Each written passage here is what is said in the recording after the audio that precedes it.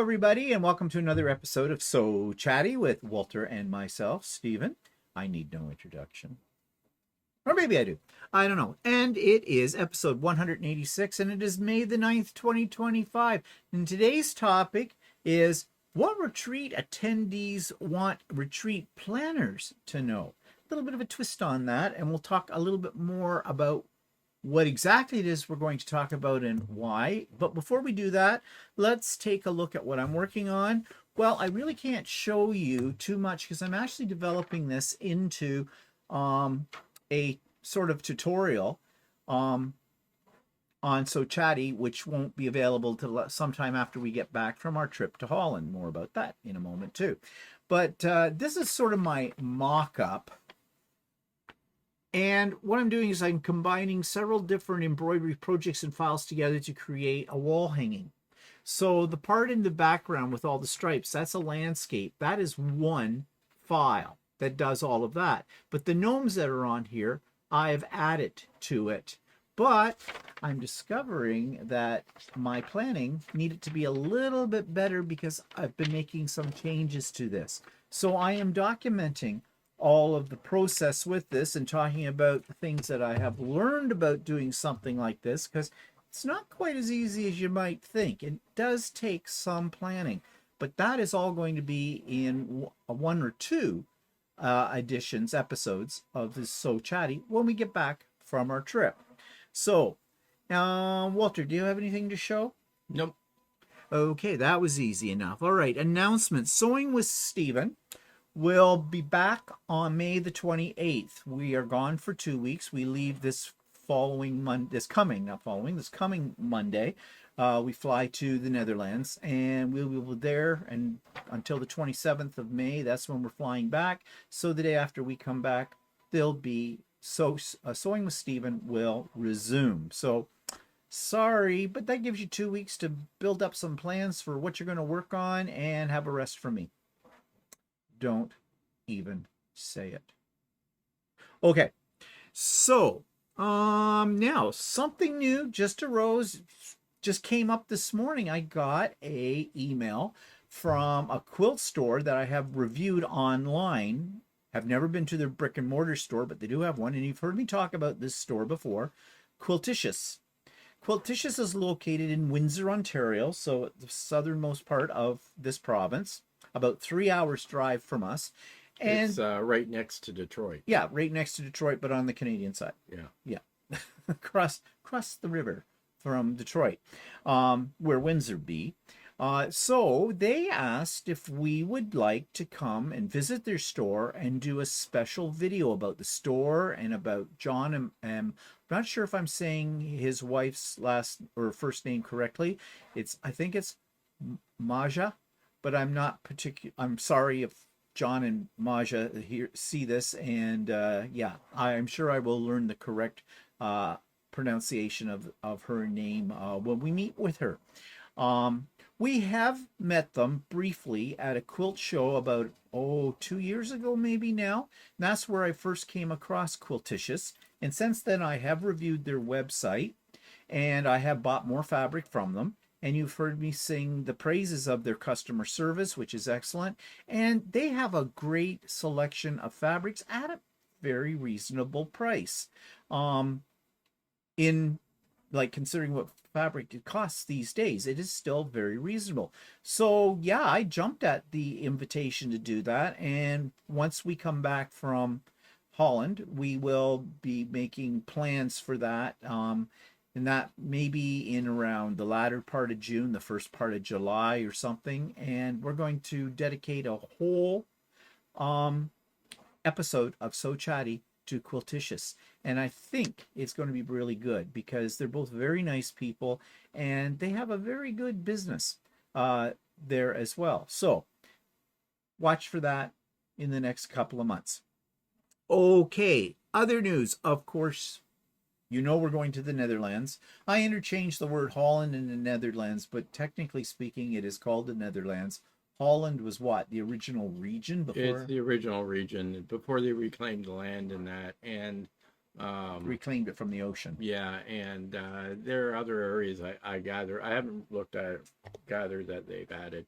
But it's kind of funny because when I was a kid and I would go to Holland, my parents called it Holland, and my aunts and uncles all called it Holland, even though technically it's the Netherlands. It wasn't until my adult years I started calling it the Netherlands, and so I still end up calling it Holland a lot. So that's just my background. I think if you go to younger people that live in the Netherlands, get upset when you call it Holland.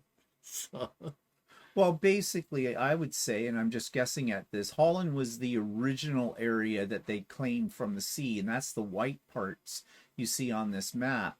The beigey parts, the are all in those. I imagine well, those were little territories at one time. I don't know if they like the white parts from us. I'm assuming it's the parts that have been reclaimed from the sea because I know that Lelystad and Emmeloord and Snake and that were all reclaimed for sure. I'm not 100% sure about Amsterdam and Gouda areas and that. They may be all the lower lying areas. Okay, So but before you go on with that, I'm just looking at the legend of this map, and it's a little different than what you would think. All the white area is below sea level. The beigey and light brown areas are low hills. right. So at first, though, I was thinking like that's Yeah. very misleading because Yeah. maybe it's the way it kind of came Yeah, up. that's right. The Yeah. white. So all that white part is the stuff that was below sea level at one time, which is all reclaimed land. Right. And that would have been Holland proper, probably, right? Right. And then the rest of it is not below sea level, but is very, very like low. It's very low in the fact that even even though my parents were quite a ways away from the sea, um, there were bad storms in the 30s and in the 1930s and stuff like that, where water basically covered the entire landscape from big storms so that after those storms occurred, um, uh, the Netherlands started really concentrating on trying to keep that from happening again. So they've built all kinds of dikes and water barriers to keep the land from flooding during a storm. And it shows you the canal system there too, the broken blue line all through that runs through like Amsterdam and Rotterdam and up towards the northern part and everything.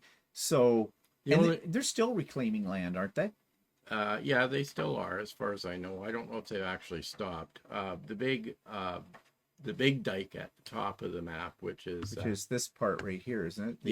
It's Afsluit dike. That used to be when my parents grew up. That wasn't there, and so that part of the was all part of the ocean.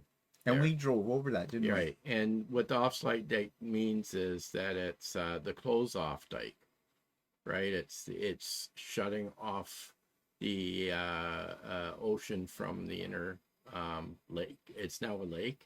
The lake called what you see there. It's called IJSSELMEER. That's called the Iselmea. It's now a lake and it's fresh water. But before the dike was there, everything was salt water. So here, yeah, in this area, I don't know if you can see that. And further down the Markmeer, they've now made a dike between the Iselmere and the Markmeer. But that happened. I don't think that was there even in 2004. That Mark. When we were there, right?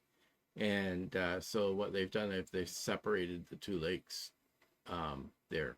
Yeah. So where's the Friesland area? I see Friesland. Friesland Islands. is in. Okay, see if you look up at Leeuwarden and Snake. Snake. This whole area is Friesland. Oh, this up in here. Yeah, it's the northern part of Holland. Oh, okay. They don't label on the map those Friesland. No, they don't it really. East Friesland I know Islands. approximately where it is, but I think Quilting. I know Snake is for sure. Leeuwarden is for sure part of Friesland. I think Quilting is part of Friesland as well. Okay, well, today's topic isn't about Holland. We just want to show you where we're going to be going. We're going to fly into Amsterdam, and we're spending a couple of nights in Amsterdam. And then from Amsterdam, we're going to take the train to Utrecht. No, we're taking the train to Zwolle. Oh, we're taking the train to Zwolle. And Zwolle is where Walter's family comes from, right up here. And then we take the train, what, to Utrecht? To Rotterdam. Oh, to Rotterdam. But that's way the hell down here. Yeah. Almost like we're going all over the place. Yeah, Okay. yeah. So now we're going to Rotterdam. And we're using Rotterdam as sort of a central location because so we can get to Gouda and for some cheese. Rotterdam. There's we can go to a place called Kinderdijk, which has all restored or current old style windmills there, and it's sort of almost like a museum area. And then we'd like to go to The Hague for 1 or 2 days. That's over here. And part of The Hague, there's another city out at on the beach of The Hague called Scheveningen, which is a resort town, and it has a great big huge pier with a Ferris wheel on it. Oh yeah, it's not showing it on this map. No, it isn't. And then another, if we have time, I'd like to go to Delft. That's where the pottery comes from, right? And there's another day I'd like to go to Gouda. Go to Gouda for the cheese. And yeah, we like the Gouda cheese. That's what we'll do there. It's sort of if we have extra time, if we find we're doing stuff faster or something like that, we may I'll do a side trip somewhere else. Yeah. And then from Rotterdam, we're going to Utrecht. Utrecht. Utrecht. In the U.S. they have if they still have it, they have an art store called Utrecht. Yeah. But is it any relation or to they may call it Utrecht, but Utrecht. Anyway. But it's Utrecht is the proper pronunciation. And then from there we'll return to Amsterdam for our flight home. Yeah. So that gives you an idea of how much area we're going to be covering while we're there. Now you may be wondering how long it takes to get from one spot to the other.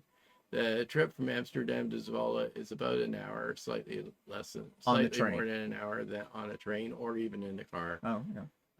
And the trains aren't fast in the Netherlands. They don't have to have high-speed trains there because you can basically drive from the top to the bottom in about 2 or 3 hours. So, in fact, the last time we were there and we were in Zwolle visiting they were alive then, aunt and uncle. We had to rent a car and we went on a day trip and we went down. Where did we go? We went all the way up here. Up to the Dijk, all the way down that way, all the way around. Actually, we must have gone through that dike that was there. Yeah, because we didn't go back down to Amsterdam. So that must have been there. So there, and then back to Zwolle. Yeah. So we did this whole little circle part up here in northern in one day. Holland. In one day. Yeah. So yeah, the distances are very small. The distance between Amsterdam and Rotterdam is less than an hour, and Utrecht to Amsterdam is only about 30 or 40 minutes. So anyways, yeah, it's not a big place, as I'm sure most people realize. With that, no, we will not be stepping over the border into Germany nor into Belgium. So we're not getting any Belgium. I did originally think about going there, but then I decided, no, I wanted to stay in Holland. So yeah, so this is a Dutchy trip. Okay, so anyways, that was more information than I was planning to give you about it, but now you have an overview of what we are going off to next week, and there'll be more details about all of that as we're on the trip, because we're hoping to be able to, given the technology that we will have available to us, we are hoping to post some videos, maybe not on a daily basis, but at least several, every other day or something like that, and possibly a live or two. So the way you'll know that we have posted something new or that we've gone live, because of course we're in a completely different time zone than North America. We're about 7 hours. Are we 7 hours ahead? Six hours ahead in Holland from our time here at Eastern time. So, make sure you've got the bell clicked on. Not that that ever helps much, I find. And so, if we go live, especially if we go live, you'll be able to tune in. Okay, so that's all we're going to tell you right now about Holland. As I said, there'll be more to tell you later on. Okay, so today we want to talk a little bit about okay, sorry, we had a brief interruption because Walter got a delivery and he won't tell me what he got, so I'll only assume the worst. All right, so as you saw in the title of today's video, we're talking about what we think attendees would want retreat planners to know. The reason we're talking about this today is, well, there's a couple of reasons. One, this is spring moving into the summer, and this is prime time right now for retreats, as is the fall. And there are lots of people who, we had the years of COVID and retreats kind of went by the wayside. A lot of them became more virtual. You know that I run a couple of virtual retreats every year, but those are not the same as in-person retreats. And some people have never been to a retreat before. But there are lots of people that have been to all kinds of retreats. We're kind of those type of people. And we have learned some do's and don'ts about going to the retreat as a participant, but there's a series of do's and don'ts that I think people who throw retreats should look at. Now, on the internet, there are lots of places right now. It seems to be the craze is to offer retreats on cruise ships. We have never been on, we've been on cruises, many cruises before, but never on a quilt cruise. And I can tell you this, from my point of view, I have no desire to spend a lot of money going on a cruise for quilting. I love quilting. I love cruising, but I don't want to mix the two. And also there's some practical concerns that people need to know, especially people who have never been on a cruise. Cruises are expensive. And these companies, which are usually quilt stores, are selling these cruises, and they're not telling you that they actually, in a lot of cases, almost run twice as much in price as the same cruise with the same accommodation. Yeah, that so, isn't a cruise for quilting. Yeah, so like if you were going to take the cruise and forget about quilting, you're not going to go quilting, and you took the cruise, a lot of the times the rooms are half the price if you take it just as a cruise. Yeah. Right. But if you go on the quilting version, then you're paying double the price. The other thing too, and we're not going to dwell on this part of this very much, but another thing to be aware of is there are a lot of extra things you have to pay for, whether you go on a regular cruise or a quilting cruise. Now, the quilting cruises do not necessarily tell you, when they give you the big price, they're not telling you right up front that you also are going to have to pay for gratuities, which are usually per person per day. Well, right now it's gone up. It's for about a week. I think they expect you to pay about $120.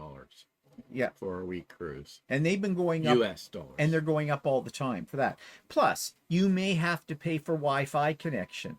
You have to pay for a drink package if you like a glass of wine with dinner or something like that. It is probably, depending on how much you drink, you are going to have to pay for a package of that. Can you get away with just having water? No, you cannot, unless you really want something out of your bathroom sink, because bottled water and soft drinks are all another kind of beverage package as well, and they have levels of these as well. That's not included in the price of your cruise, whether it's the regular cruise or the quilting cruise. And there's a whole lot of other things you have to take into consideration with this. It's expensive, all right? But why do these people host quilting cruises? Usually it's done through an agency, through a travel agency. And they get a certain amount of a kickback for doing that. And also they hire celebrity teachers. That's a discussion for another day, whether or not people on YouTube content creators are celebrities. But to pull in people to come to it, like they're going to have this person that everybody's heard about, kind of a thing. So they're trying to sell spaces on the cruise. So this is not the kind of retreat that is designed for the sake of having like-minded people, people who share an interest in quilting, coming all together to have a good time. It is a business. All right.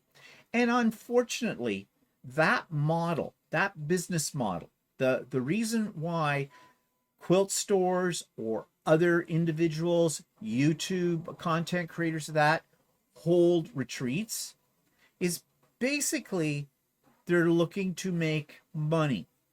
Now, in some cases, they may only be doing it to cover their costs, but most are not. Most are doing it as part of their business plan that's there. So you need to be aware of that too. And you're spending a lot of money. A retreat is not cheap. No matter what form it takes, it is not cheap. So you want to make sure you're getting the best bang for your buck. And that isn't always the truth. So we're going to look at some things. If we were to design the ideal retreat, and there are some caveats to all of that as well, as you'll hear, this is what we would suggest. And this is more or less, and I don't want to sound arrogant about it. I don't want people to think that we're cutting up people who plan retreats on a regular basis. We are not. Okay, we're just pointing out from our point of view as being someone that would participate in a retreat, how we think the retreat could be better. The other reason we're doing this is because lately, some of the people that I have come into contact with are people that are regular subscribers to our channel that have been to some retreats in the last 6 months, and they've had mixed reactions to them. Some of them are people who go to retreats all the time and know what to expect. Some of them are newbies who were somewhat disappointed because they didn't know what to expect, but it wasn't what they got at all. So they were disappointed in the retreat. They had high expectations, but then when they actually went through with it, that it wasn't that exciting. Like a well-planned retreat needs to be better than if you just got a bunch of girlfriends out and rented a room somewhere and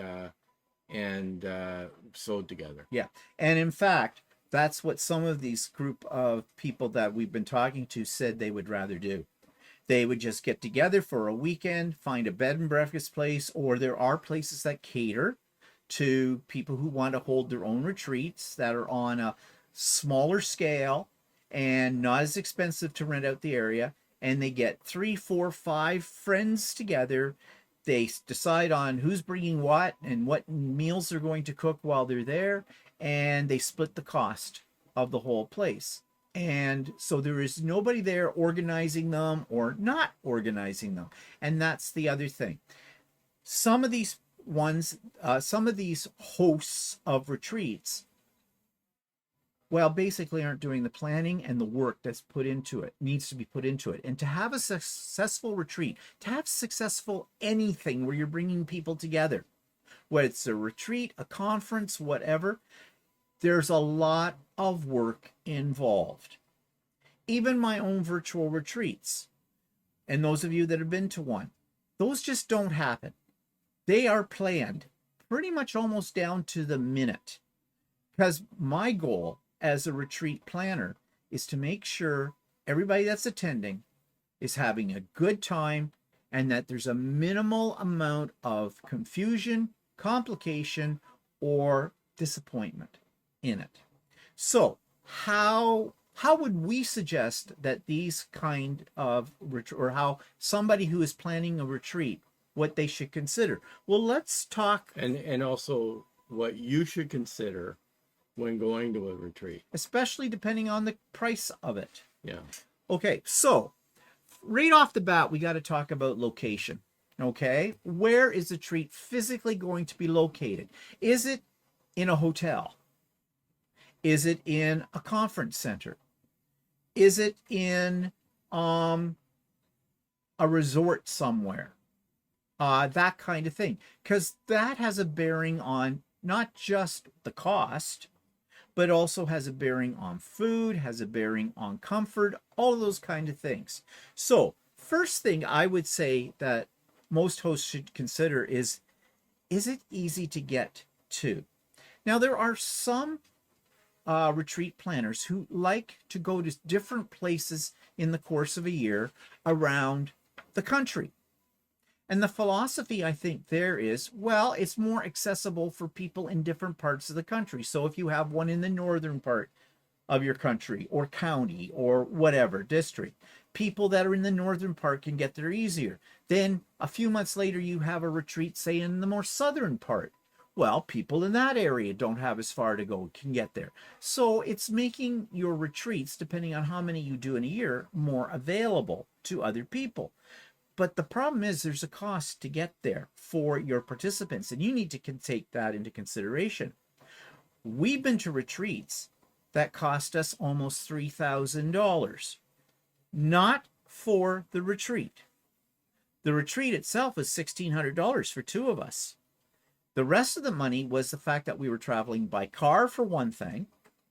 We had to travel by car. We were taking our sewing machines and our equipment. We couldn't fly. And we were traveling how many kilometers? 1,200?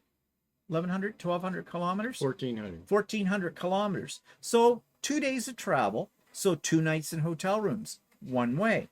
2 more nights in hotel rooms, the other way. Gas. You have to pay for gas. You have to pay for food along the way. All of that. So I estimated the last retreat we were on, that cost us over $3,000. For 4 days of sewing. For 4 days for two of us. So was it worth it?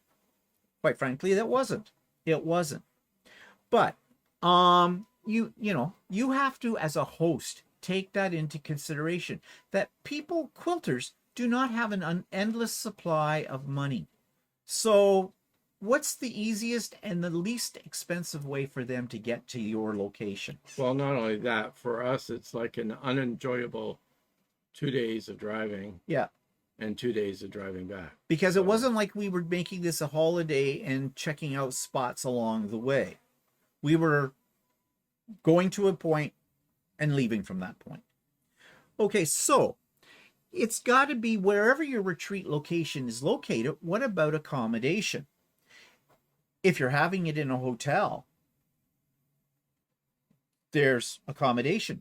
Are you getting a block of rooms, and are you getting a considerable discount that can be passed on to your attendees? Or also, I mean, you have to look at some retreats just charge for the retreat, and then it's up to the participants to get their own accommodation.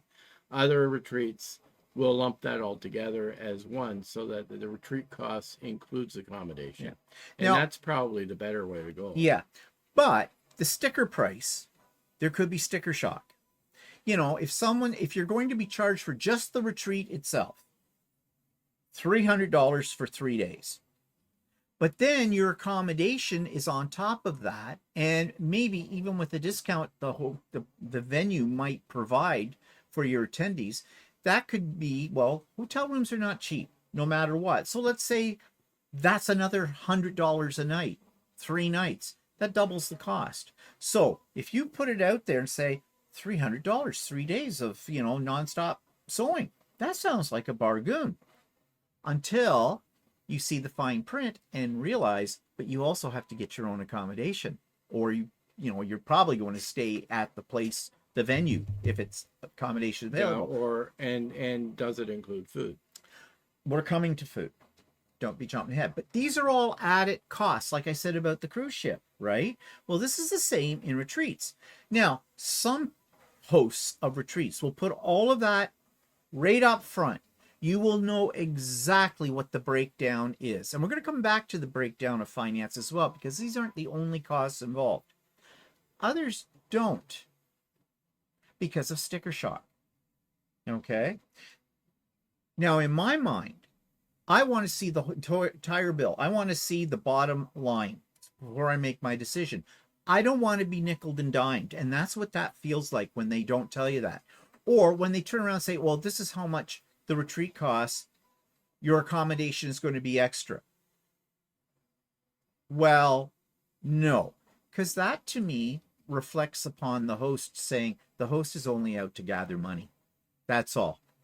They don't care. They're not doing the retreat for the sake of doing a retreat to bring people together to do something they love in common. It's to make money Not for their only that, business. and if you have to get your own accommodation, you run into the problem that, okay, you can get a hotel room on your own and it's one cost. But if you want to share with somebody else, you can split the cost. But then it's left up to you to To split make the those cost. arrangements and to split the cost. Yeah. Yeah. So there are some things that need to be taken into consideration there, but the host's job is to make however they arrange it upfront, transparent, and to help you out with that, with arranging it. Um, and it needs to be close to where you can get food. Now, if you're in a hotel, there may or may not be a restaurant in the hotel, but you also know that if you're going to eat in a hotel, it's going to cost you a lot more than going down to the local McDonald's, Burger King, whatever's there, or even some of the more local restaurants.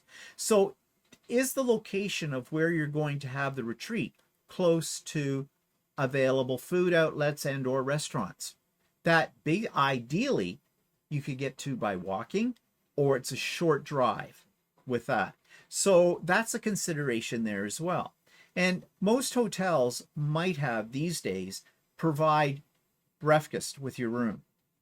But you have to be prepared for the fact of what that might consist. Some hotels put out a spread.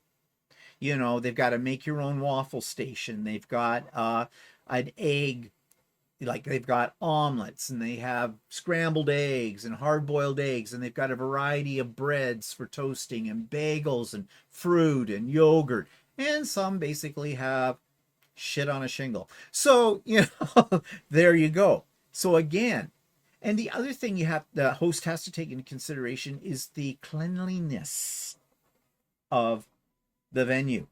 Now, it's very tempting for a host planning a retreat to go for as cheap of a venue as they can possibly get.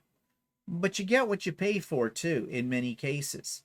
And there's a fine line between what's really cheap and then high end, because you're not going to attract people if it's going to be cost you too much. But at the same time, if people are coming in expecting to stay in a nice, clean, nicely like that doesn't look like it's been run down for 1,000 years and that kind of thing. Because one of the first things people remember about any retreat is not the quilting and is not meeting other people. It's their accommodation. And if they had to sleep with one eye open every night because of cockroaches or whatever they thought might be in there, or if they walk into their ensuite bathroom and there's a big ring around the tub. Well, or the other thing is how many people are sleeping in one room. We're coming to that. Okay. Okay. But that's, yeah. Oh, yeah. Well, that actually is on the thing here. Yeah. How many people are going to be in one room? And how big are the rooms? Yeah.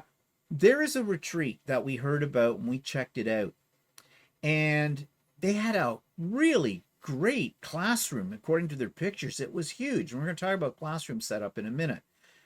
But the rooms had 3, 4 people in a room. They were tiny. It was literally mattress to mattress in the room. According to the pictures. Yeah, according to the pictures. To me, that alone, if I was going to consider going to a retreat, I would have looked at the accommodation and said, no way. Yep. In fact, we did look at it, and that's exactly what we said. Said, no way. And on top of it, adequate bathroom facilities. This retreat, this one we're talking about right now, looked like they only had 2 bathrooms available, and they were packing in something like 30 people into this retreat, staying there. No. I mean, do you want to spend half your retreat time standing in line waiting to get into the shower in the morning? I don't think so. So these are things you need to look at. So I highly recommend that the host of the retreat post or send to people, or when they advertise the retreat, they send pictures.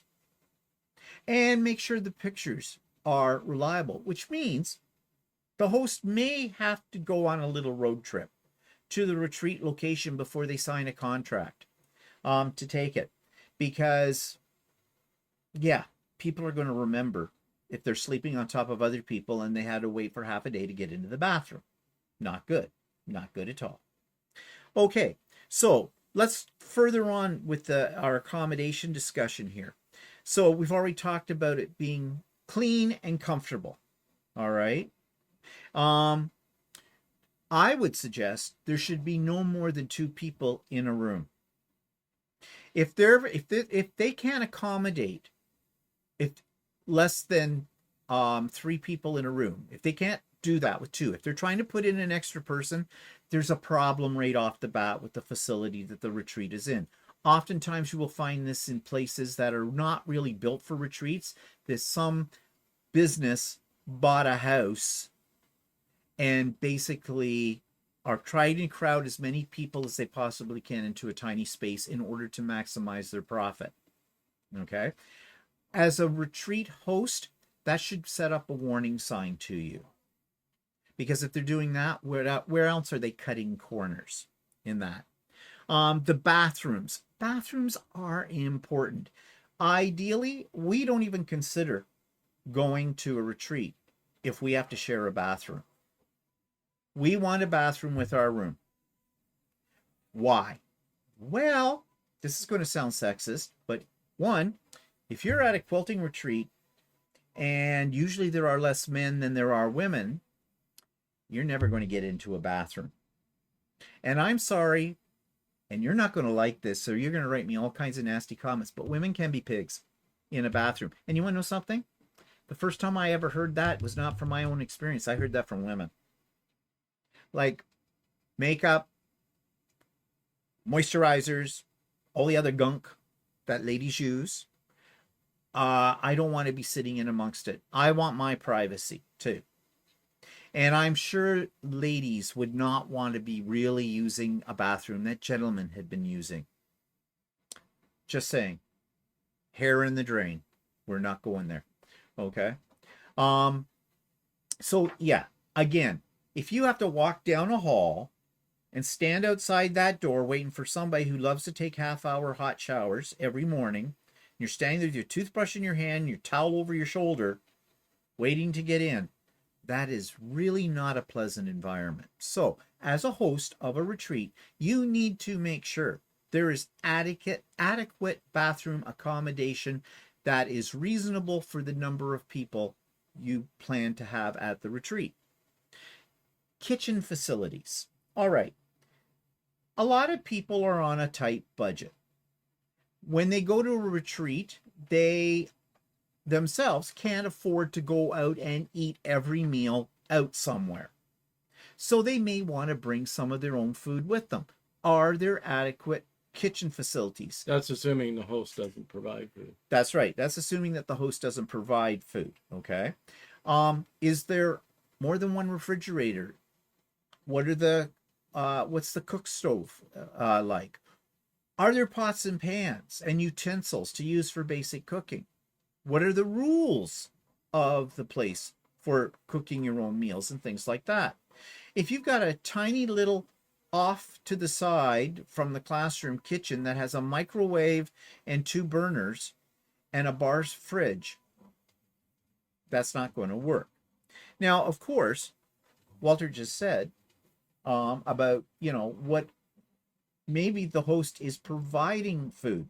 That's going to put up the cost of the retreat, but what kind of food are they providing and how many meals? So a lot of hosts are uptight because they don't want to accommodate people's dietary specialties, specialties, right? Yeah. But a lot of places, from what I can tell, that provide food basically say they will accommodate up to they will bend a little bit to try and accommodate people's allergies and that, but there's only so much they can do. So if you have extreme allergies, you may have to take stuff yourself. Yeah. And the thing here too, though, it is on the host's shoulders, if they're going to provide food, to state that they are not they cannot accommodate food allergies or whatever. In other words, they're warning you eat at your own risk. However, providing food, if the average attendee can eat most of the food, Yeah. is actually a nice bonus to have. Yeah. Well, also, but it doesn't hurt for the host to find out what food allergies are, even if they can't accommodate them. At least they can pick a variety of foods and try to have something that people with certain allergies or that can eat, so they're not left completely out in the cold. So that's a hard one. That's really a hard one. But that may be part of your decision as to whether you would go to the retreat, if they would provide food Yeah, or not. So that's right. But you have to be reasonable as a participant. You realize you're not the only person that's going to be at the retreat, so you'll have to look after yourself. And I don't think that's unreasonable to ask for that. What's unreasonable, however, is not to let people know that you cannot accommodate their food preferences or requirements, and just show up with food and too bad, so sad, you're on your own, kind of a thing. Okay, let's talk about the classroom, because that's where you're going to be spending most of your time, or the workroom area. You're going to be spending most of your time in there. And some of the retreats we've been to, ladies are there first thing in the morning and they sew until 3 o'clock in the morning. So that's one thing the host has to take into consideration. Is the sewing area going to be open 24/7? There may be regulations against that, that by the owners of the site, that you have to, and if so, you need to let the people know that, because I know there's a lot of ladies that love to sew in their jammies, kind of a thing, because a lot of quilters who come to quilting retreats, for them this is a vacation and this is what they want to do. So you need to look into that before you get there, because nothing pisses off those kind of people more than if they're trying to get in at midnight, because some go for a little nap and then come back and the doors are locked and they can't get in to their stuff. I have seen people get very upset over that kind of situation, and it's not good for you as a host at that point when those people, well, why? You need to let people know this. We're going to come to the checklist of things that a host really needs to physically give before the retreat to the attendees. Okay, tables. All right. Again, most places you would be going to, well, all places that you would be booking a retreat into, is going to provide tables and chairs. But what kind of tables and chairs? Probably the standard collapsible tables that you see everywhere, and the fold-up chairs, or the types of chairs that they use in halls. Well, that is fine, but know how big those tables are going to be. Sewing machines take up a lot of space. People like to set up their workstation with a sewing machine, a cutting mat, and a place for pressing. I have seen people, and we've done it ourselves, bring their own little tables to put off to the side of the big table they might be at for additional space. Like, I would use that for my pressing station, kind of a thing. Yeah, most people need a decent amount of space. But if you cram them all in, and if they've got a 6-foot collapsible table, those tables are not very wide, 6 feet long. Your sewing machine is going to take up 2 feet of that 6. And if you're putting 2 people at one of those, you have exactly 3 feet of space to work in. That's not enough. That's not enough. I mean, I'm not much of a quilter, but I know I need a decent, when I go to my sewing days and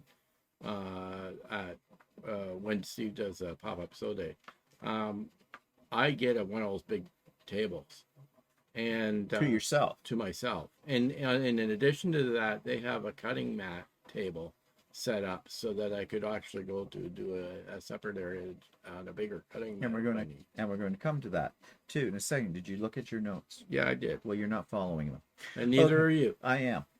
My show, I can deviate if I want. Okay, so tables are important, extremely important. Plus, not only that, it's not just even a question of spreading out, it's also a question of how close do you want to be to the person beside you? If, especially when you don't know the person, but even if you do know the person, we all have a personal bubble around us, and we don't let most people into that personal bubble, and we don't allow strangers into it. It's very uncomfortable. So if you're sewing like this all the time, or you're moving over, you're constantly, oh, I'm sorry, did I hit that? Oh, I'm sorry, that time. That creates tension. Quilting retreats are supposed to be relaxing. You're doing something that's fun, something you enjoy. So it's important the tables are there. Also, what's important is the chairs. Now, this is something, oh, just before I leave tables. Okay, well, if the host, first thing the host should do when they're checking out a location is ask how many tables are available. And if they say, oh, we got 10, I would leave. Or say to them, is there any possible way that we can get more tables than that?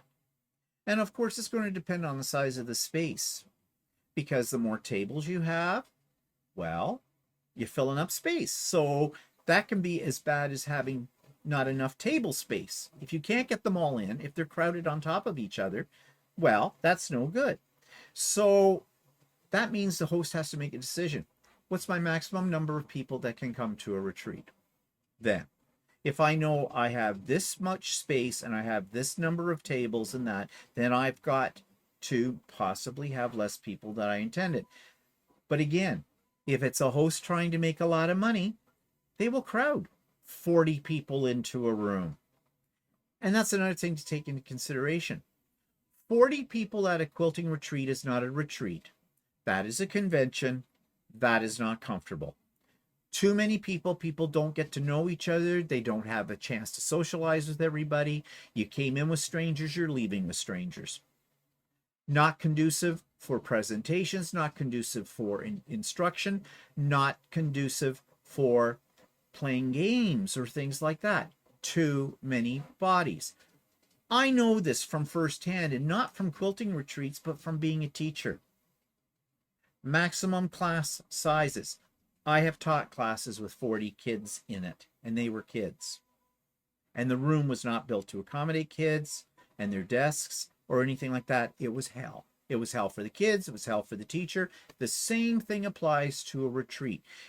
So you know, if you go to a retreat and there's 40 people crammed into a room, and if you feel squishy in the way that you're sitting and everything, you know that the host of that retreat does not have your best interests at heart. They have their bottom dollar at heart, their profit line.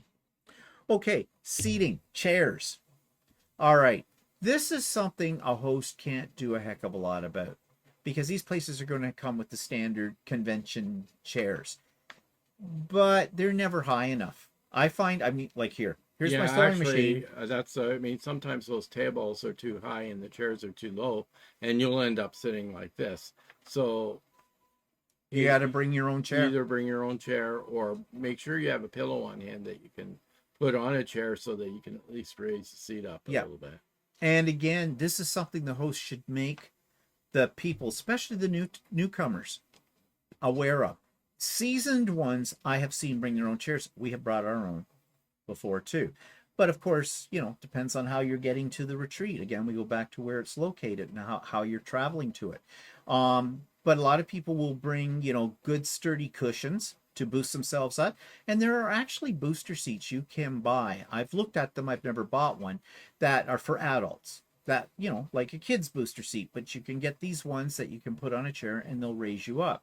Because if a host doesn't take this into consideration, you're going to have a lot of very sore people. And if people have a crink in their neck after one day of sewing and it's a 4-day retreat, and they're not happy about that crick in their neck or the pain in their back or in their legs just from the seating arrangement, they're not going to be any happier the second day.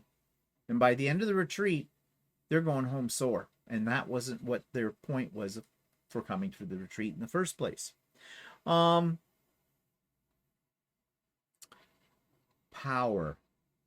Can we talk about power? Some people that were at a retreat that I was talking to said that they brought their mini irons with them, which a lot of people do. Unless you're told under no circumstances bring your own iron, we will supply irons for you. We'll come to that point too, because there's a bit of a trick there. Then you're probably going to bring your own personal iron with you. We do all the time. But where's the access to the outlets? The outlets are probably not in the floor right there's probably not a power bar sitting at the base of the table for every table. Okay? Now, having said that, we have been to a retreat where they had power bars, great big industrial ones, on a cart that they rolled up the center aisle of the facility, and they had extension cords running out of it, and then you could plug in your own power bars and everything like that.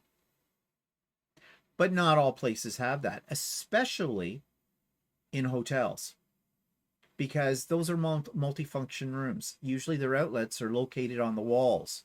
So if you've got people in the middle of your room, where are they going to plug their stuff into? As a participant, bring power bars. Bring enough power bars and towers and long extension cords that will accommodate at least your equipment. Okay? Do not depend on the facility or the host to have that. But as a good host, you need to invest in a lot of extension cords and heavy duty power bars. And when I say heavy duty power bars, I don't mean the cheap ones you buy at Walmart that have 4 little outlets on them and that's it. You need the ones that have a power source, a fuse in them, a breaker. Okay? Because those mean that they're heavy duty. They can withstand like a sewing machine and a small iron off them, and maybe a light source as well. That one I was talking about came back. They said it was so bad, and this was in a hotel, that the power kept going off, that the organizers of the retreat just turned around and told everybody you can't use your mini irons, and they had 2 irons set up with an ironing board for 40 people. I think you can figure out that a lot of pressing was not getting done. There were lineups for it. And that frustrates your attendees, and they will remember that. And that does not reflect well on you as a host of a retreat. Okay. Let's talk about irons. Small irons. I love my small iron. I have an Olicio small iron. Love it. Love it to pieces. Take my wool pressing mat and everything, and I set up my own little ironing station, usually with that little extra table that I have, and away I go. But you as a host, you must be prepared that people are going to do that. And if you know that there's going to be the potential of a blackout when they're there plugging them all in, then you're going to have to tell people, sorry, you cannot bring, due to the power consumption of irons, we cannot allow you to use your own personal iron. However, they need to set up adequate number of stations with irons. I would say you would want 1 ironing station for every 4 people. So that means, how many people do you have coming? If you've got 40 plus people coming to retreat, 10 ironing stations is probably not practical for you. So you have a decision to make. Do you risk blowing circuit breakers throughout the time of the retreat and frustrating your participants? Or do you find a facility that can accommodate people's mini irons and still have a couple of larger iron stations set up for them? It's a fine line, but you need to do your research. You need to contact the facility and say, look, I've got this number of people coming, and that means the potential of this number of irons that be going off. Can your facility handle that? And then plan from there. But if you just leave it all to chance and assume, your participants are going to be pissed off when everything's blowing up. And it's not just their irons that are going to go off. Their sewing machines are going to go off at the same time. So Yeah, so like somebody's using an iron or a bunch of irons and this power goes off, then you're all of a sudden everybody that's sewing can't sew anymore either. yep. And they're going to, and the mob is going to get ugly. There's no two ways about it. Um, you talk about other areas here, like number 6. Well, number 6. Yeah.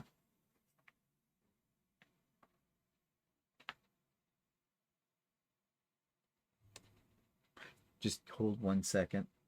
Classroom setup. Oh, I don't know why your letters all got changed from it. But anyways, the one that says cutting area. F. Oh, yeah, cutting area. Yeah, you should have like several tables set up with big cutting mats so people can I mean, a lot of people can cut from their own station if they have enough space. Mm-hmm. But if you don't have enough space, you need to have big tables set up so people can go cut fabric as well. And you see, there's some things here starting to interrelate. Okay. Number of people really dictates how much equipment you need. Oops, thumbs up, shouldn't have put it up there. Also, the size of their workspace. I mean, if they're cutting large pieces of fabric or strips of fabric, like from salvage to salvage, they need a big enough area to be able to do that. So you need to provide them, even if they bring their own cutting mats and things like that, and they are probably going to anyways, you still need to accommodate and set up a big area for cutting there as well for them. Now we'll come back to the cutting and how you can avoid that as a host to a certain extent if the facility isn't large enough to accommodate various areas like pressing area, cutting area, all that kind of thing. Extra equipment should be available. People will forget things. Foot pedals and power cords for their sewing machines are the two most forgotten thing that people when they're packing for a retreat. You can invest in universal foot pedals for that will fit most machines. And the power cords for most machines are pretty much the same as well. But having just a couple of those available really gets somebody out of a tight space, because your job as host is to troubleshoot. Yeah, it may have been a moron who didn't bring the power cord and is getting really snarky about it, like it's everybody's fault but hers. Okay, for it. But as a host, you can't go, well, sucks to be you. No, that wouldn't be the right way to speak. You might think it, but it's not the right thing to say at the time. If you don't have one that'll work, put out a general announcement to the group. I've seen that at retreats, and somebody always brings an extra power cord that may work. Worst case scenario, is there a quilt store, sewing store, sell sewing machines in the area where this person can get to easily enough and buy a power cord? Maybe, again, a little more research. And I guess what I'm saying about research is do some footwork. What's available in the area? You know, plan for the worst and hope for the best. Some facilities are going to have like video equipment that you may want to utilize, or even background music. Background music seems to be a very controversial issue. And I know a lot of hosts, and I don't blame them for this, do not want any music playing at all. In any form, anywhere. There'll be always someone who will come in with their cell phone blaring their top 10 tunes that they love a lot, or they have a little mini speaker and they're plugging in all of their playlists and everything into that. But the people beside them can't concentrate. They don't like the music, and then you're getting into a tension situation. Probably the best thing to do is not, or to set ground rules. Basically say, if you wish to enjoy your own music, please do so. Bring your earbuds with you so they can listen to it and it doesn't disturb anybody else. Because I've seen people get very, very ugly with each other over something as simple as someone playing background music. but know what things are available. And if they've got a big screen, big video screen, if I was planning the retreat, I would be utilizing that screen either to help enhance an instruction for what they're doing, something like that, or even to have just a calming one of those videos that just plays on, like the burning fireplace or something that creates ambience. Because these rooms are usually fairly stark that people are in, especially in hotels. So if that's on the screen, you can plug your laptop into it. That's just a nice little touch in the background. Okay. First aid kit. You better have one because someone's going to cut themselves. There's no two ways about it. All right.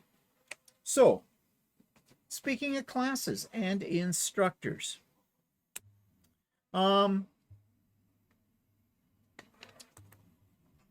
if you're going to do projects, what would you say? If you're doing projects, what should a host make sure the attendees should know? What would you know? What the projects are, and yeah, but what's involved and what's required. Yeah. What equipment do they need? What fabric do they need? If you're going to be teaching a pattern, or you've got an instructor or teaching a certain pattern, it just would make logical sense that everybody coming to the retreat has already received a copy of the pattern and with certain set of instructions, like before you come to the retreat, make sure you have already picked out and bring with you the fabric you want to use. And it would probably be best if you already pre-cut the fabric for it too. There you go. Now you've eliminated the problem with big lineups standing at cutting stations in around the room. They have it already done. If there's special rulers that are needed.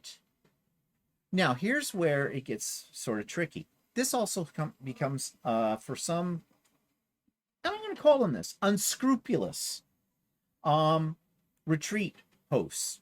And these are usually ones that own quilt stores that are running these. They're a business. So they will tell people, yes, we're going to do this in this pattern, and it takes this particular ruler or template. Don't worry if you don't have that one. We will have plenty of them that you can purchase at the retreat. Well, you're not going to get a discount on it. Well, you might. They might give you 10% off or something like that. But they're making a sale there as well. I think it's unfair as a participant in a retreat for me not to know that I need a certain ruler or certain template. Well, if that project is being taught at that retreat, I think that part of your cost to go to the retreat should include special items like rulers. Yes, I think so too with it. Yes, but here we go with the sticker price. It is going to put up the sticker price. But you can tell people this. Your fee includes, and that would be in the inclusion. So people know. Your fee includes pattern, this ruler, this fabric, or you have to provide your own fabric or whatever. And you want to make sure your instructors are prepared for the environment they're walking into. It doesn't matter how experienced an instructor is, they haven't taught in every venue, and they need to know what they can expect. And this goes back to setup, which is something I kind of skipped over. We talked about tables and things like that, but the physical arrangement of tables, all right? First of all, I have seen pictures online where they show what the classroom setup is for the retreat.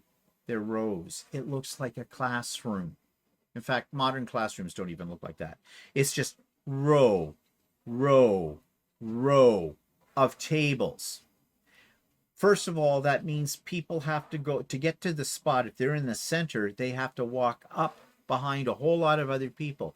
If this is a large retreat and the room isn't adequately big enough, then these tables are forced together. The aisles are skinnier. Think about grocery aisles in a grocery store these days, how you can't get 2 carts down. Think of what happens when somebody needs to go to the bathroom. Yeah. And there's nothing more annoying than you're trying to sew a tricky part of your pattern on your sewing machine and someone bumps into you as they're trying to squeeze by uh, the chairs. And let's take into, and this sounds bad, but people at a certain age are not your 20 nothings that are all wearing slim fit and are like a size 0. Okay? There are going to be asses involved. Okay? Trying to get them through. And if you don't give them enough room to get through, then what are they going to do? Also, some people can't walk as well as other people. They have some problems. They might have a walker. They might have a cane. So, or they might have difficulty without support. So they're grabbing people's chairs as they go down the aisle, trying to stay upright. Well, that's not good. That's not good. What's better? Clusters. I used to use these in my classroom too. 4 tables in a cluster. It could be a square open in the center. It could be across, whatever. But that serves many purposes. Yep, fingers up. Serves many purposes. One, it encourages people to move around the room a little bit. It's a good thing for people to move around the room. When you're sitting there for 3 or 4 days constantly sewing all day long, you got to get up and move, right? With that, for your health. Also, it is. Are you just trying to subtly not point out that you have a runny nose? No. It looks like you. That's what you're hiding behind there. Anyways, I digress. It encourages socialization because not everybody's going to know everybody else there. And if you put them in straight rows, there's a barrier. They can't get to other people. So they're basically only able to talk to the person on their left, the person on their right. But there's a whole bunch behind or in front of them that they can't get to or socialize with at all. And also, if people want to lend things to each other or they want to sit together with some friends they've come with, they have their own little cluster for that as well. It also allows an instructor to mill around the room, to get to people. Someone has a question about a pattern. The instructor isn't yelling at them from up here at the front of the area. They can get right down close and personal with them. All of these things I know to me are second nature because that's what teachers do. But people who teach quilting that's a different teaching environment and they may not be aware of that kind of thing. And I'm sure it's not very difficult for you as a host to set the tables up in a very conducive manner with that. Yes, it's a bit of heavy lifting, but your facility may have people there that'll help. Or some people who may arrive a day before or whatever, I'm sure if you ask them nicely, would be willing to give you 10 minutes to help you set the room up too. Yes, it's effort, but it'll make all the difference to the people coming. So you want to make sure the instructor is well prepared for the classroom setup, as I said. If the instructor is going to sell something, you should, as the host, put some parameters on it. First of all, people are there to, if there's instructors, to learn. They're not there for a sales pitch. And we've already talked about if they need a special ruler or a template. But I have heard of retreats where people arrive, they were given the fabric and everything, but they were told for $20 more, someone would cut the fabric for them. Well, that's nickel and diming.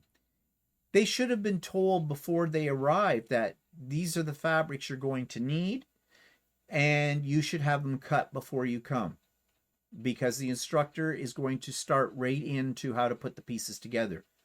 Or if you're going to provide the fabric and kits, make sure the fabric in the kits is already pre-cut. Yes, that's a lot of work for the host, but people will appreciate that. People are not going to appreciate having somebody else cut their fabric, because if that's not done in advance, as in this one retreat I heard about, it wasn't done in advance, people didn't get their fabric until sometime later in the retreat. So they were behind in what they needed to do. And again, there shouldn't be any hidden costs in that. Yeah. Yeah, and the instructors need to be informed as to what their audience is going to be. Like, there shouldn't be assumptions made that everybody's, for example, at the same level in their quilting or sewing skills. Retreats, unless they are absolutely, it's already put out, no, you can't come to this retreat if you are not at this particular level. I don't think I've ever seen a retreat advertised that way. Ever. Maybe they exist, I don't know. But you're going to have people who are ranked beginners. You're going to have people who've been quilting for 50 years. Especially if you're teaching something, I would think that you would tend to get a lot more beginners or people that have never been to a retreat before. And if you are having an instructor, they're probably not instructing people on how to do basic patchwork. They're probably showing a technique that they have become known for, or something that they're developing. So it's specialized. So at that point, everybody is kind of on the same level. So your instructors need to know that, so they aren't caught in an environment where they're going to be frustrated, because you don't want your instructors to be frustrated, because their frustration will spill over to your attendees and they'll become frustrated. And then there can be all kinds of hell. I heard at one retreat where, an instructor was not prepared for the level people were at and got a little bit cranky. And again, as the host of the retreat, it's your job to make sure that doesn't happen. Okay, so food. Okay, there are 3 things people remember about a retreat. 1, they will remember what the classroom was like. 2, they will remember what their accommodation was like. Was it clean? Was it comfortable? As we've already said. But the third thing that people remember the most at any event, whether it's a quilting retreat, a wedding, a funeral, doesn't matter, the food. Yeah, first thing you hear when somebody comes back from a wedding or from a other thing, well, the food was great. Yeah. And you want them to say that at your retreat too, no matter how you do the food. Okay? Now, if you're not providing any meals whatsoever, then the onus is off of you. However, you want to make sure that people know where their best choices may lie in the area. It wouldn't hurt for you to make a list of establishments that are close by, any that you feel, or that the locals that you have talked to, maybe at the resort or wherever you're holding this, see what their recommendations are. Or go online and look at what the reviews are about this, and give a list that only has those places that you think people are going to enjoy. Again, it's research, which is work, which is time for the host. But then you don't have to listen to people complain. But if you're providing food or whatever, then you want to make sure it's good quality. And for example, we've been to retreats where only a breakfast has been provided. A carton of eggs and a bag of bagels in the refrigerator, help yourself, is not memorable in a positive way.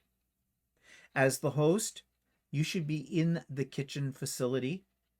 You don't necessarily have to cook it for them, but you can have it laid out in a way that's conducive. Like, there's serviettes, plates, and cutlery laid out. They don't have to be going through cupboards and things there looking for this kind of stuff. There is coffee made every morning. Whether you're providing meals or not, you need to have a coffee maker. Okay? And if that means you need to invest in a coffee urn and get it going an hour before the day starts, so people can come into the retreat room, into the classroom, and pour themselves a cup of coffee, and have cups available, or at least tell them to lug a mug with them, if they want to be ecology minded. And it doesn't hurt if you're providing like breakfast to make sure you have things like breakfast pastries or Mm-hmm. breakfast items other than eggs available, like a variety of things like muffins or something like that. You can do continental. Yeah. You don't need to do a hot breakfast from it, but have those things there and have more than just a loaf of bread and some stale bagels sitting there. Like Walter said, it doesn't hurt to have some little breakfast pastries. You don't have to go out as the host and purchase these at a French bakery and pay an umpteen $1 million for a croissant. But you can buy the stuff in the grocery store, unwrap it, and put it on a damn plate. Okay? Because nothing says cheap like anything that's got a Walmart label still on it. Mini donuts in a plastic basket. Okay? No, not nice. All of these things contribute to the overall atmosphere of the retreat. All right? It's the little things that really make a difference. Small things. Yeah. It make are quite memorable. Yeah. And, okay, now some hosts will hold a retreat in a hotel that provides breakfast with the rooms, and most do these days. But as we said earlier, well, what is the hotel providing? Some have a box of cold cereal and some bread and a toaster. Others will have yogurt, some fruit, omelets, whatever. It can vary. I would suggest that you hold your retreat in a place that has a decent breakfast. First meal of the day, most important, they say. Yeah, it's most important for impressions too. And although it's out of your control to a certain extent as the host, it is not out of your control when it comes to picking the place where you're going to have the retreat. And I would think one of your criterion should be, what does the facility offer in terms of food? And check that out in advance. Anything else on that list? The snack table. Yeah. Okay, this is kind of a thing that is done at most quilting retreats we have found. People bring things and they put it on a communal table, and people during the day while they're working can go up and snack. And there's everything from cookies and squares to chocolate bars, potato chips, pretzels, the whole work. But it doesn't hurt for the host to make sure they also provide a few things that are a little different. People are traveling to the retreat. They're not going to bring you home-baked cookies and a pie and everything like that. They're going to find whatever was quick for them to pick up. And in fact, and some of them may have stopped at a gas station on the way and picked up because they went, oh shit, I forgot. Okay? I would suggest that the host put something a little bit fancier. Some muffins. They can be the muffins you buy in the grocery store, that come in the little domed plastic containers, but something a little different, something that looks a little healthy too. Actually, a bowl of fruit couldn't hurt. Yeah, a bowl of fruit couldn't hurt. Now, of course, you want to put out the type of fruit that's not going to rot, but apples, oranges, I don't recommend bananas because, well, you can, but bananas are nice to have, but depending on how long they sit out there, they could be black bananas. Yeah, well, it could be oranges and oranges, yeah, stuff like that. It's just a nice little touch. And take some time while people are working on their projects to clean up the snack table periodically. We were at one retreat where there was a table in the corner, and after half a day, stuff was there in the original packages, which is fine because, if it wasn't opened yet, it was still fresh and people could open it. But it was just thrown, heaped up in the corners, and it looked very unattractive. And what ended up is most of that stuff ended up in the garbage at the end because nobody really wanted to touch it. I think they might have touched it more if occasionally the host had come around and had sort of, Tidied it up. tidied it up a little bit. Like if there were some open bags, seal them, or if it was like potato chips or something like that, and if you dump them in a bowl, I don't know, that kind of thing. What were you gonna say No, that's all.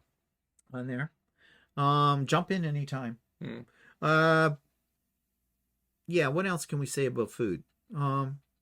Yeah, you know, if you have a memorable food experience, you'll come back from anything, and it doesn't matter whether it's a retreat or it's a wedding or it's a conference or something. Everybody will remember, They remember the food. right? Yep. So, And you know, you don't have to be extremely lavish about it, like not offering like fresh lobster every day at lunch or something like that. But make it look attractive at least. Clean it up a little bit. Also, you may want to provide some ecologically friendly tableware for it as well, because you know people might like a little smorgasbord. Like I like making my own, I call it trail mix. Like there's might be some nuts there, and there might be some M&Ms, and there might be some of this and that, and I'll just take scoops of them out and put them in a little bowl and, you know, mix it all together. I find that kind of fun, and put it next to my sewing machine and nibble on that during the day. But if I don't have anything to put that stuff in, like one of the retreats we went to, here's all this stuff here. Everything's in giant bags. What do I have to do? You know, for this. And I think that's why a lot of the food that was on that particular table at that time got thrown out, because people had nowhere to put it. So, yeah, it is your job as host to make sure you accommodate that for people. Don't let them fend for themselves. Help them out. Okay, speaking of entertainment, okay, and special excursions. Okay, people are coming to a quilting retreat. What do quilters like more than sewing? Shopping. Shopping for fabric. Okay, make sure that you have your venue located somewhere where there is, in a short distance away, at least one or two quilt stores, if not more. But don't leave it to their own devices to get there. Organize it. Speak to the shop owners beforehand. Say, we're coming down for this. I've got like 30 people on that. We would love to come to your store and check out your wares. And the stores are going to be excited by that. They're going to go ka-ching, ka-ching, ka-ching. In a lot of cases, they will offer a discount for everybody there, 10 or 15%. If they don't immediately, it's the host's responsibility, I think, to at least ask. Oh, and because there's going to be this many people coming, is it possible that maybe you could offer a discount? And most of them will probably say, oh yeah, for sure, not a problem. But let everybody know at least where these stores are located and what their hours are and how to get there. Better yet, arrange a common time for everybody, and if they have to come by their own car or vehicle, or set up a carpool situation so there's less cars going, or, you know, this is a little extreme, set up a shuttle. Yeah, but you could also talk to the quilt store about the shuttle idea, because you know there are some quilt stores in certain areas that actually have a shuttle service to cater to groups that are coming. Or if you're in a hotel, they sometimes have shuttles as exactly. Well. Do your research as the host. Find out if this is a possibility. And if it is it going to be any cost to you, or is it a courtesy thing? I mean, people would love that. I mean, another alternative is, depending on where your retreat is, you can get a vendor to come in and bring items to the retreat. Yeah. And we've been to ones like that, where vendors have come in and set up, or one or two vendors. I mean, you're not doing a vendor show as per se, but a couple of the local quilt stores, or even one, say this, you know, well in advance, tell them when you're coming and how many people you're going to have and where it's going to be located, and say, would you be willing to come in and make a mobile store for this? And people love that. And so do quilt shop owners too, because they know they've got a captive audience and they are going to buy for sure. They're going to make some money. So again, you won't get it if you don't ask. As the host, you should ask. And people are going to love you for that. Transportations. Okay, if there are special excursions to quilt stores and stuff, make sure you schedule a time for them that doesn't interfere with another event you're having, like an instruction class. Don't make your people attending choose between, do I want to go to the quilt store or do I want to sit in on this instruction? Don't make them choose, because they want to do both. Okay? People who don't want to do any shopping are fine. They can carry on sewing. There it is. But don't make them choose. Don't overlap it, because people will feel that they're missing out on something if you do that. And if you offer, I've been to some retreats where they offer some special services, some paid services from outside companies, like massages and manicures and pedicures, that kind of stuff. Well, that's fine if they come in the building, kind of a thing, and they offer that. And of course, you can make people aware that these services will be available, but also make them aware that there is an additional cost for that, and that cost is up to the people who are coming with the services. It has nothing to do with your retreat, kind of a thing. Okay. Anything else we should say about it? Entertainment special excursions? Oh yeah, entertainment games. All right. It behooves the host who doesn't make their attendees feel comfortable. One of the ways you make people who are strangers to each other feel comfortable is play an icebreaker game right within the first day of the retreat. People may be hesitant to join in at first, but if it's fun, if you have some little prizes with it, people love prizes. I can tell you that. We get more people coming to our lives on the first live every month because we're offering a prize. People love to win things. And you get them going. You get them to work with other people. Don't be afraid to try icebreaker activities that involve team building. They don't have to be elaborate. You can do some research on the internet. There's millions of them out there that are just fun, entertaining, take maybe 10, 15, 20 minutes. And you shouldn't necessarily just have it right at the beginning of a retreat. You may have one icebreaker at the beginning of the retreat, and people didn't get to know each other, and then maybe closer to the end of the retreat as well, like not the last day, but the maybe the second last day or something like that. Do another little thing so that people get more involved with each other. I would do one every day on a retreat if it was me planning it. Something short, no longer than 20 minutes or something. I would call it an energizer. Mm-hmm. Get them up out of their chairs.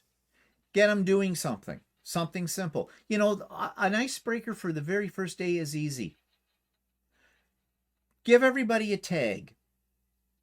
Tell them to put a picture draw a simple picture of something that means something to you. And if you have a nickname, put your name on the tag, and under it, put a nickname that describes something about you or a place you've been, something like that. Then everybody gets up and you tell them, you give them a little piece of paper and you say to them, okay, you've got to meet 5 new people, and I want you to write down their name, and I want you to write what their symbol meant. And you only have a limited time to do this. And they'll go like crazy. At first they start like this. Oh, okay. That sounds stupid. This, you don't know. And then they'll go to the person closest to them and say, I know her, so I'll ask her. But then they go around. Now you can make it more enticing if you say, this is a ballot. You have to fill it out with this information. Like one that I've seen people do is they put 10 things on a piece of paper. Who's been to Paris? Who's wearing who bought new shoes for this thing?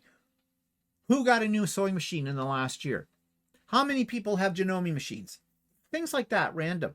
And they have to go around and they have to get signatures. next to that, and they cannot repeat a signature, and they can't sign their own. And you say you've got 10 minutes to get this filled out. If you get it completely filled out, then you put it in a box. We're going to draw for a couple of prizes of completed ballots. Or you don't even have to give a prize. You can just say to them, okay, how many people filled out their sheet? Hands up. How many people got more than 8? How many people got more than 6? How many of you only got 5? Go sit in a corner. No, kind of a thing. People will laugh. It'll start, and they'll be enjoying themselves. And that breaks the ice. But there are millions of icebreakers you can do for this. You've got to do something. Prizes are important. They don't have to be elaborate, but people love to get something for nothing. They'll remember that too. And having said that, swag bags are so important. Don't underestimate a swag bag. At the same time, though, you don't want to throw in promotional items that you got for nothing. We've been to some where everything that was in the bag was what the vendor got for nothing from some conference they went to. You know, the stupid pen with the name of a sewing company on it or something like that. You don't have to have a lot of things in the bag, but put things in that people will go, ooh. Like, never underestimate the power of a seam ripper. One that looks nice, okay? Don't underestimate the power of chocolate. People like chocolate in their bag, okay? So think about it. The swag bag, what you're giving, that you can give them. You can build that into the cost of your retreat as a host. But make it at least look like it's interesting. Don't hand them a plastic bag with a knot in it and say, here's your swag bag. Go to the dollar store and buy a goddamn gift bag, a small one. Okay? People will remember that. They expect a swag bag. They really do. Anything else you can say about special excursions, entertainment, prizes, games? Actually, even if you give a rotten swag bag, that'll be a memory too. Yes. May not be not a good one. But... yeah. I mean, you don't have to give everybody a toaster oven and a blender. No. But, that kind of thing. But it's important they get something because it makes them feel special. Okay? And people want to feel special when they come to this. This is a special event. It should feel special. And they'll come back year after year if you do it again. Okay, so let's talk about the principles behind hosting. And we've touched on some of these already. Okay, greet your guests when they arrive. Don't let them just slump in, find a place and sit down. No, you should be right at the entrance when they arrive and make sure they're feeling comfortable from that moment. Hi, my name is Stephen. I'm going to be your host. I'm so glad that you could come to this. And you are great.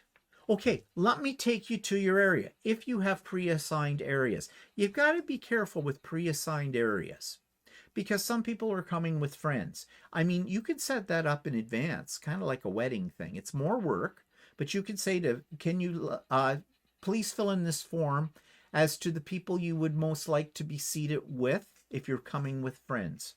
So you can arrange your seating in advance, what we talked about before, to accommodate them. All right?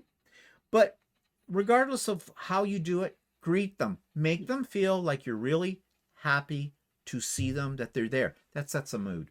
Yeah, not only that, like with seating, you got to remember that the people that are coming to your retreat are paying customers, right? And they need to have a say, trying to have a little bit of a say as to what they would like.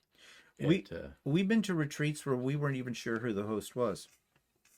Walked in, never figured it out for a bit. Are you hosting or not hosting?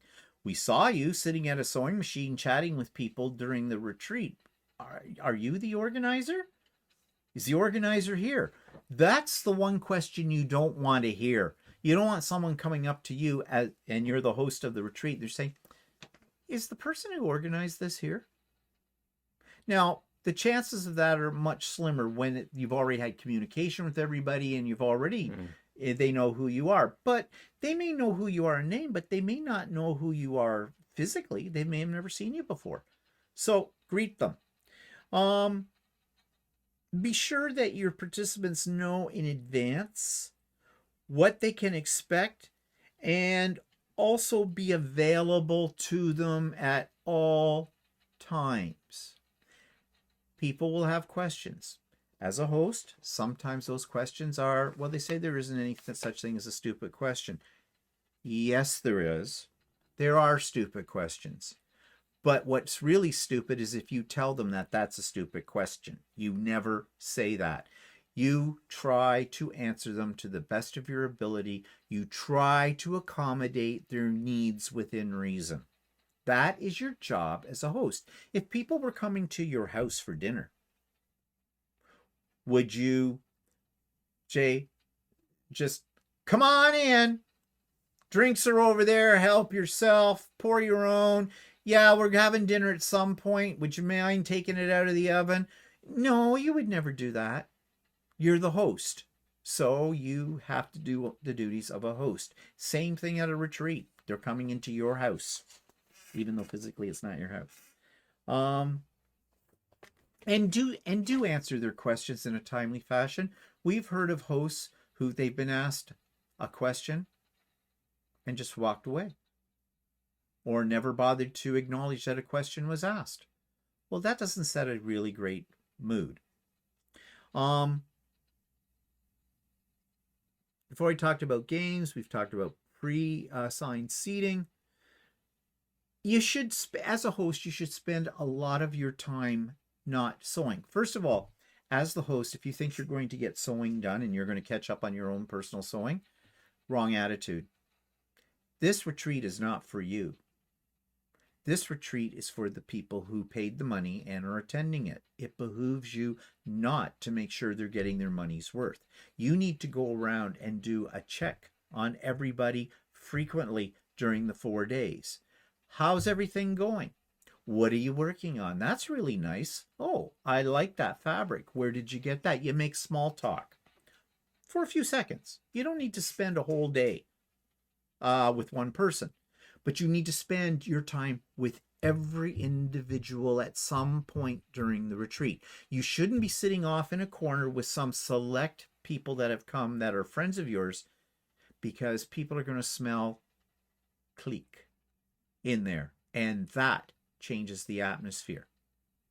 You need to make everybody feel that they are wanted and involved. So that means you have to circulate. This goes back to how you've set up the room, so you can easily get to other people in it too. All these things interrelate to creating a fun, inviting environment for your attendees. Yeah, because I mean, if one person or a couple of people in your retreat are not having a fun time, as they should, right? That may bleed over into other people. It'll infect others. Yeah. And gossip starts, because someone will come down and they'll be disgruntled. And so the person's saying, oh, is everything okay? Well, not really. Oh, what happened? And then it starts. He moves from one group to another group to another group. And, it's like that old game called telephone, message starts here, but by the time it gets down to the end of the line, it's totally different. Same thing. One of the worst things that can happen at a retreat is the rumor mill, because you as a host did not answer their questions adequately. Like I heard of one retreat where people were expecting to be there, didn't show up, and nothing was said about that.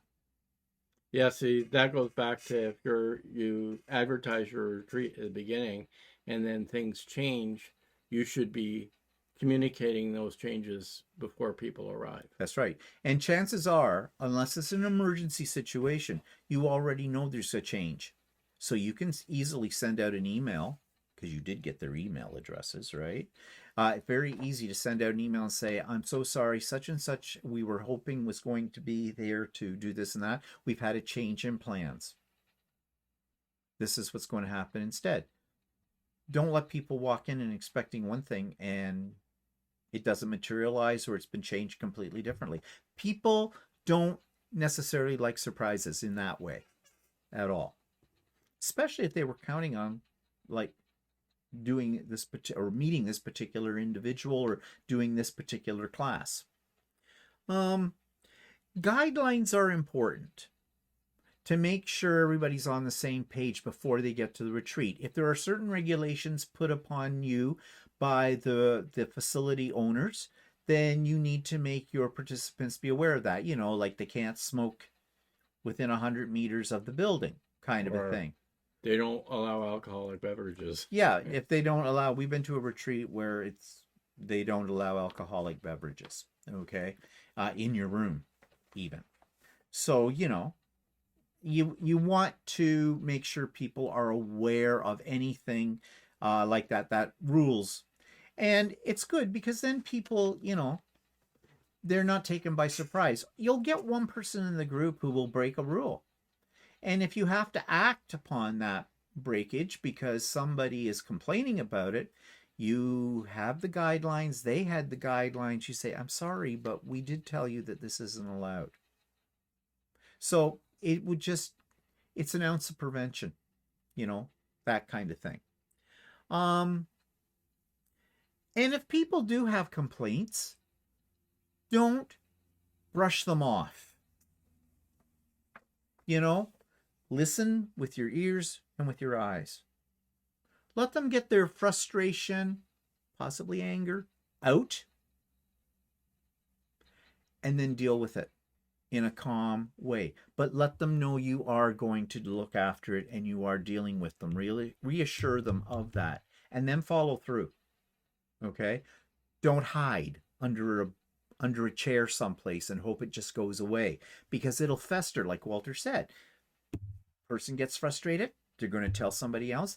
That person who knows them is going to get frustrated with them. It's going to compound. It's not going to be good. It's going to change the whole atmosphere of your retreat. I guess the bottom line here, is there anything else that you can think of? Well, the only other thing that I can say is if you decide you want to book a retreat, as a host, not necessarily you being a host, but I mean, if you're a participant and you want to go to a retreat, I think it's important for you to know what you're getting into. Yeah. And to research the retreat, research the accommodations, and research everything that you're getting from the X number of dollars you're going to spend, and try and figure out what else you're going to end up having to spend and everything else. And that will help also make the retreat better, because then you'll go there knowing what to expect. I guess above all, as a host of a retreat, you need to be an active host. Your job is not over when the retreat starts. It's only really beginning. You've done the planning, you've set it up, you've collected the money. Now you need to make sure everything is running smoothly. And if it's not, fix it. And if you go to a retreat and the host doesn't really do anything for you, what's the point of going to an organized retreat? You can get a bunch of people that are your friends and go and get a room get a conference room in a hotel and go sell there yourself. Yeah. And beware, as someone who wants to go to a retreat, especially first-time retreat people that have never been before, okay? You want to be a good experience, and it should be. Retreats are fun, usually. But beware. For many people who throw retreats, it is a business. It is part of their business. Quilt shops throw them, that kind of thing. They want your money for them, as we said at the beginning of this discussion with cruises and things like that. But also beware of people on YouTube who are advertising that they're having a retreat or whatever too.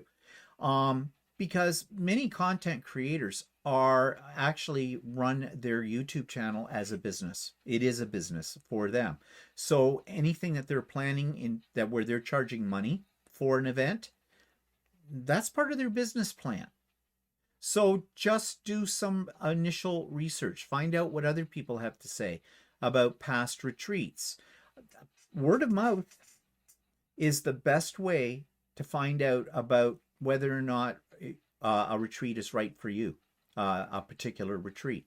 Find out what other people have to say about it.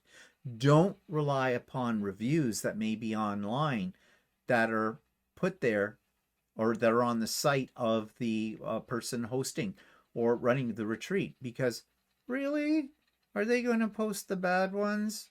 No, they're not.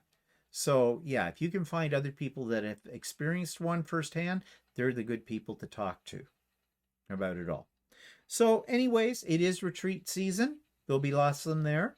So I hope you find something that's going to work for you on all levels, and that you don't have a bad experience with it.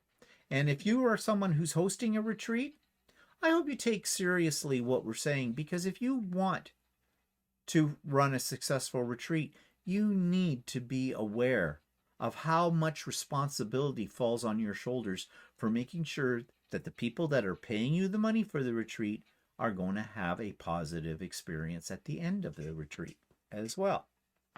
Okay. Next week, well, not next week, but when we return from Holland, we're going to probably do that. I don't know how to describe it. Walter's going to show me what I did wrong when I made the dragon bag, and in a sense, going to show all of you how to go about making his type of bag in the process of all of this.